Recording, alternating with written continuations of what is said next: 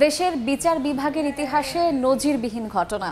এই প্রথম প্রধান বিচারপতির এজলাসে ঢুকলো গণমাধ্যম কর্মীরা। সর্বোচ্চ আদালতের এজলাসে বিশেষ অধিবেশনে কথা বলছেন প্রধান বিচারপতি। সরাসরি যাচ্ছি সেখানে। আপিল বিভাগে এ কক্ষ থেকেই অসংখ্য কার্যকরী রায় এসেছে, সিদ্ধান্ত এসেছে, ফলে আমাদের আইন মনীষা সুগঠিত হয়েছে। এই কক্ষের প্রতিনিধিরা সেই ঐতিহাসিক মুহূর্তগুলোর সাক্ষী হয়ে দণ্ডায়মান আছে। আপিল বিভাগের এই কক্ষ আমাদের জাতীয় জীবনে আরো বহু ইতিহাসের সাক্ষী হয়ে আছে।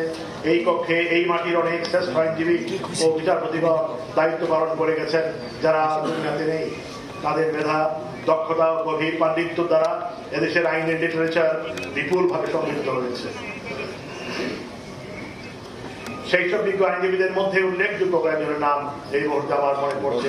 তারা হলেন সর্বজনাব নাজিরউদ্দিন আহমদ, মোহাম্মদ ইসমাইল, মোহাম্মদ নুরুল হক, সবিতা রঞ্জন পাল, আসরারুল হোসেন, এম.এইচ খন্দকার, আসাদুজ্জামান খান, তোফাজ্জল আলী, ফকির শাহাবুদ্দিন আহমেদ, আব্দুল সালাম খান, আতাউর রহমান খান, আব্দুল ওয়াদুদ চৌধুরী, আহমেদ সোবহান, ডক্টর আলিমান রাজি, সৈয়দ ইশতিয়াক আহমেদ, কাজী গোলাম মাহবুব, খন্দকার মাহবুদ্দিন আহমেদ, শামসুল হক চৌধুরী, সিরাজুল হক, জনাব আমিনুল হক, ডক্টর জহির, শওকত আলী খান, টি.এইচ খান, কে.এ বাকির, মোহাম্মদ নুরুল্লাহ, রফিকুল হক, খন্দকার মাহবুব হোসেন, কে.এস নবী, মঈনুল হোসেন, মাহমুদুল ইসলাম, আব্দুল বাসেদ মজুমদার, জনাব মাহবুব আলম, আব্দুল মতিন খসরু, মোহাম্মদ উজায়র ফারুক ও এ.জি মোহাম্মদ আলী।